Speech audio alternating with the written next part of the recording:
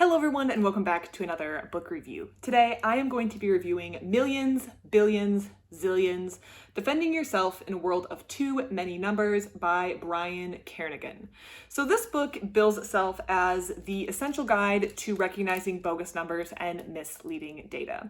And the premise of this book is that your average person, when presented with a number, is probably very likely to believe that number, and there may be many intentional or unintentional manipulations of that number that can occur that the average person might not notice. This could range from framing a chart in a certain way using a different scale, or something that's maybe less obvious or less intentional. So an accident like using the wrong units or doing a calculation incorrect. And the author wants to introduce this to give the average citizen better mathematical and numerical literacy in order to recognize when numbers are presented to them. This book is intended for a lay audience. It's intended for people who don't have advanced math training. If you made it out of elementary school and you have access to a calculator, you can understand this book quite well. There's no need to have taken any advanced math courses.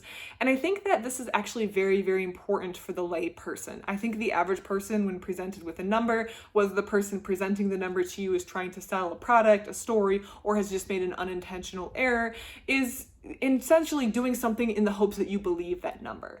And they could be correct. It could be a perfectly fine number, but having the tools in your tool belt, metaphorical tool belt, to be able to understand that number and spot common errors or common manipulations is very, very handy.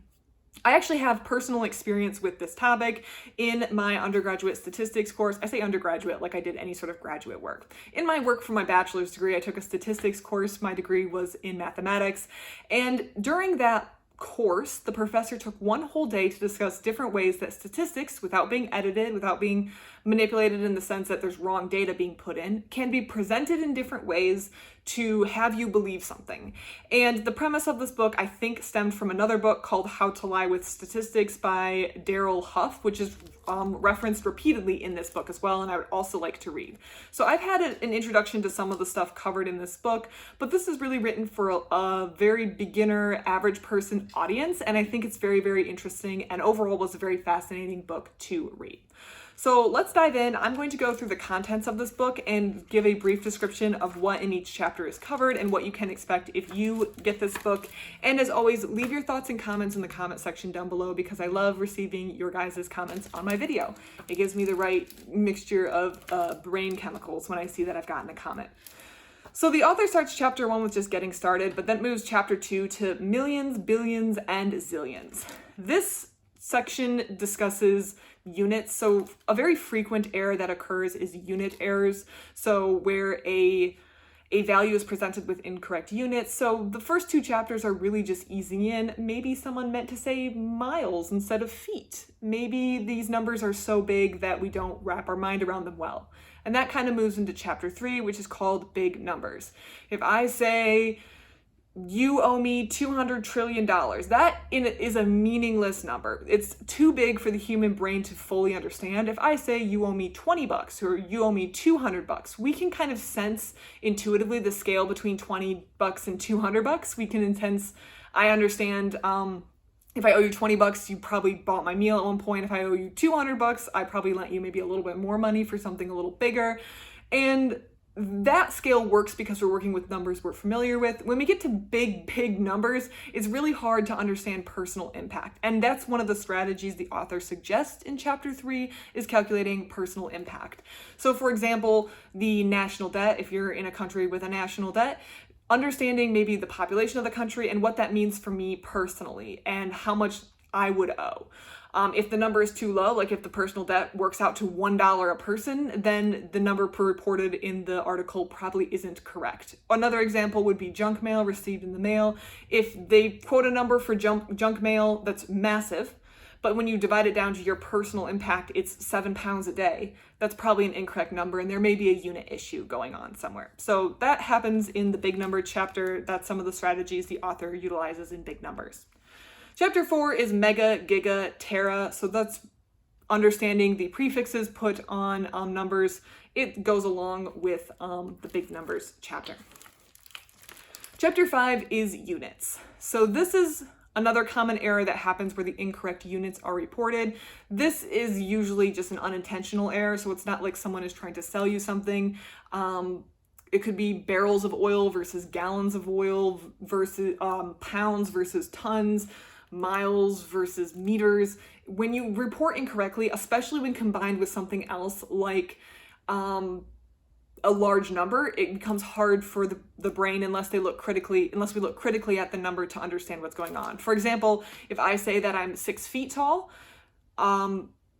versus if I say I'm 6 meters tall, most people would be able to quickly spot that I'm not 6 meters tall. I'm not some gigantic alien lizard thing. I am, however, about 6'1". So that's a reasonable height, so I can quickly spot the difference. But if I say that I live 6,000 miles away from someone versus 6,000 kilometers away from someone, those are two different distances.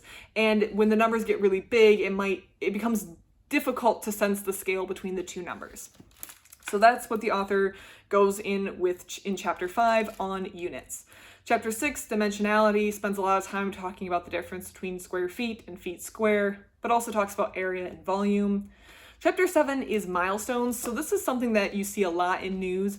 It's where we have this phrase, every X, Y, where X is a group of people and Y is an action. And that sounds very mathy, so I'm going to break it down easier.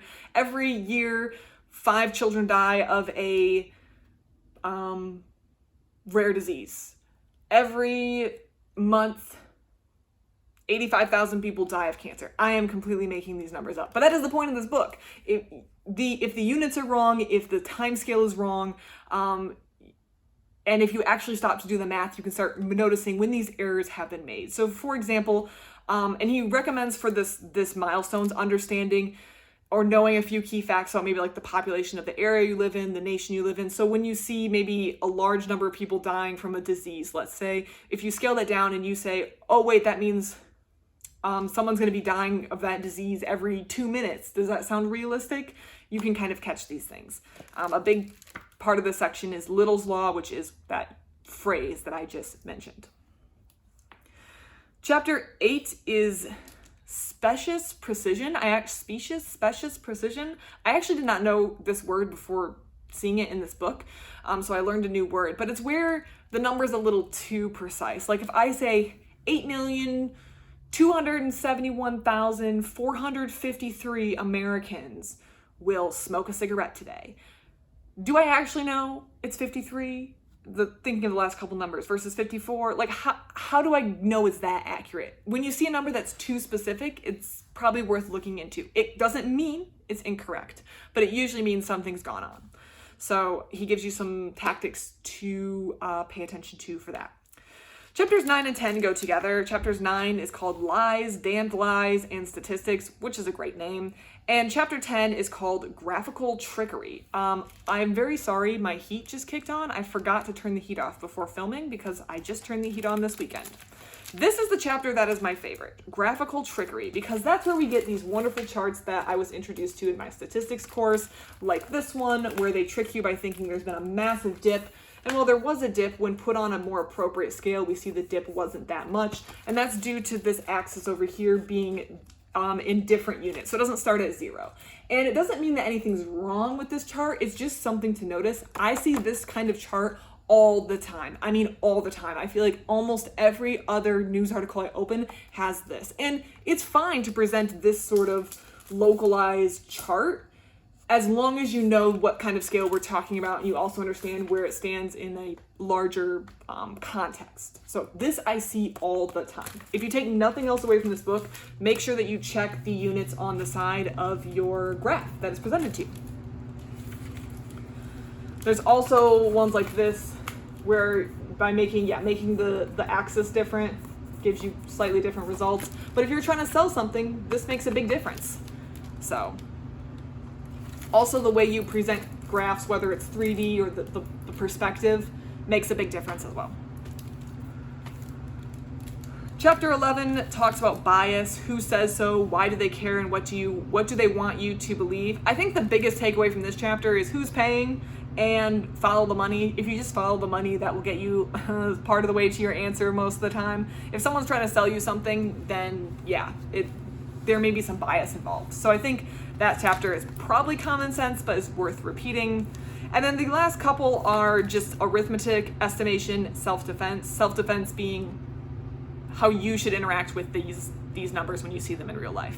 So just a reminder to do the math, to recognize different patterns in numbers and different things you can do. So when you see a number in a news source, you can confront it accurately and do a little bit of a gut check to see if the number is reasonable. This doesn't mean doing in-depth research every time you see a number in the news, but it does say that it pays to be a little cautious when you see a number and just do a quick double check when you see one to make sure the number makes sense, seems accurate, and isn't being presented with one of the common graphical tricks that people like to use when they want to present something. And again, nothing in here is saying like there could be an error where the companies make up a bunch of numbers, or there could be an error in which someone is intentionally trying to trick you. Well, I'm sure that occasionally does happen. A lot of this is unintentional error, or people who know what they're doing with these numbers presenting the numbers in a positive light. Think of it this way. If your manager says, "What did you get done this week?" and you say, "I closed 3 projects and I have 5 more in my queue that are ready for testing," then your manager can think, "Oh yeah, that sounds like a really productive week." If you don't tell them that you have 45 in your committed section, then maybe the number starts to seem a little different. So I think all of us inherently present numbers in a way that's positive to us without lying. That's definitely something we all do. So it's not necessarily inherently bad, but just by having a little bit of self-defense as presented in this book, Millions, Billions, and Zillions, you can have some tools to address numbers when you see them. Overall, I like this. I think this would be a fantastic book for people who maybe haven't really thought about math or don't use math a lot in their day-to-day life, but would really like to have some self-defense strategies when they encounter math in their day-to-day life. I personally want to actually go to the source and read How to Lie with Statistics by Daryl Huff. I'm going to be looking for that book and hopefully placing a hold on it because I think that sounds like a fascinating book to read, and I think it would pair nicely, and I'm suspicious of also paired with and was the source of the lecture I received in college. So I would love to check out that book. And as always, please leave your thoughts and comments in the comment section down below. Thank you so much for watching, and I hope you have a great rest of your day.